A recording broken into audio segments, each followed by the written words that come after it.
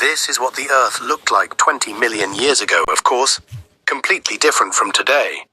There were no giant cloudbursts or long roads for cars. Instead of the dots of the planet, it was full of golden grasslands and green high forests. It was completely decorated by nature, and this allowed life to flourish. It is true that most creatures from 20 million years ago were similar. With contemporary animals, there were clear differences in some of the features, the most important of which was the size that varied and reached 10 tons in weight. The sizes of crocodiles and sharks were enormous, in addition to the fact that most mammals found their opportunity to spread. In this episode, we will talk about the planet's geographical and climatic conditions for about 20 million years, and we will see creatures, amazing and diverse in shapes. We will live in a time when the environment was in control, so without much talk, prepare your favorite drink. Let us travel to the ages of mammals.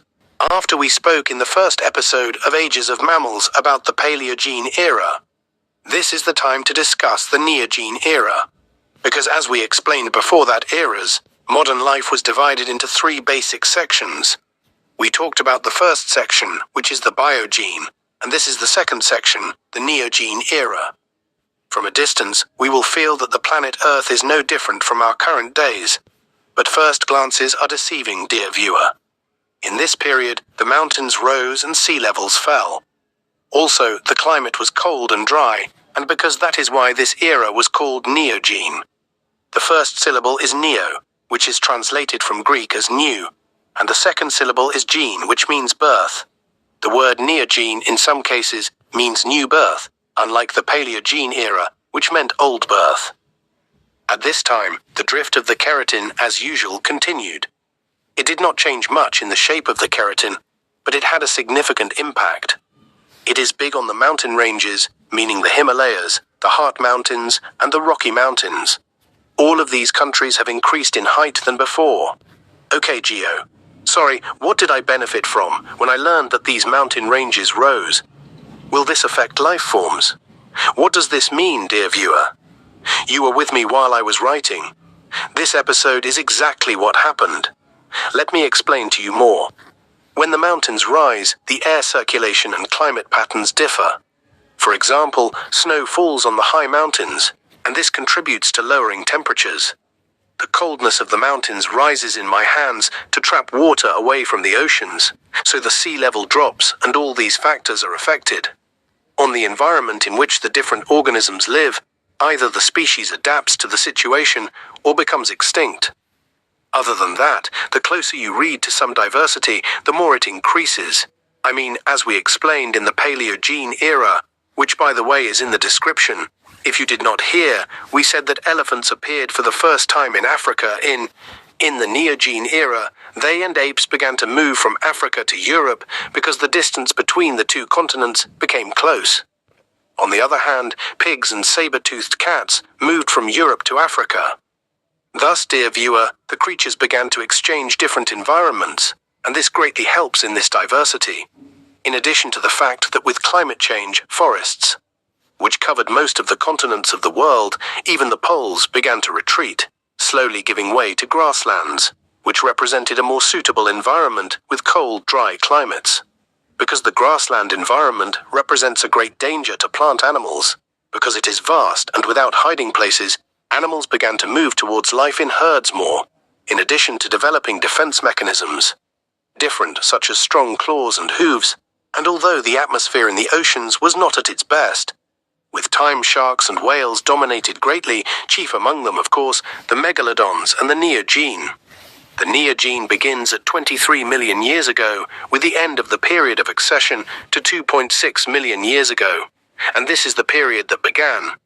In it, the Quaternary era is known as the Ice Age, and the Neogene is transferred to 2 main periods, the Miocene period and the Pliocene period. Note, the Pliocene differs from the Paleocene. This Paleocene was a period in the Paleogene era. The Pliocene remains a period in the Neogene era. They are similar in name, but they are different periods.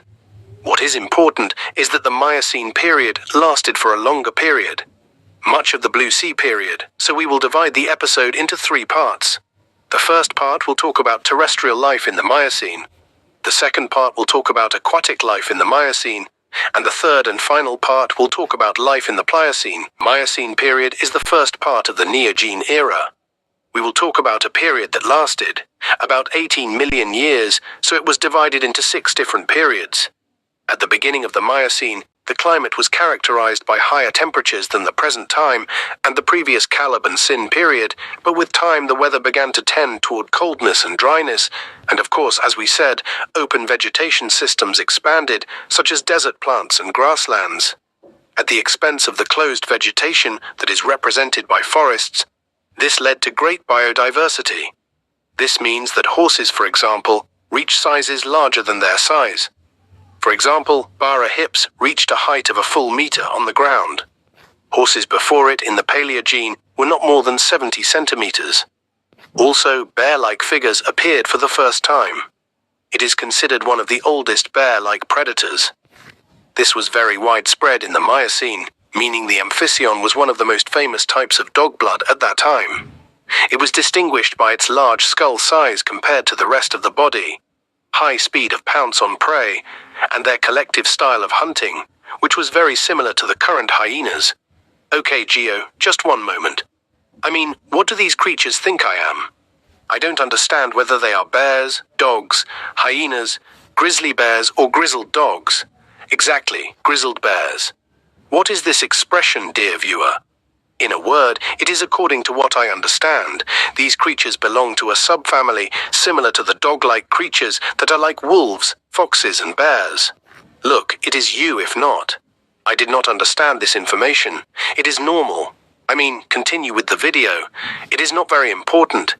The important thing is that what I want to convey is that these predators were the ones that were in control of the land, in addition to another deadly predator, a predator that lived at the end of the entry into the Sin era in the previous era, and continued with us until the beginning of Mayo-CE, which is the DA without a distinct predator.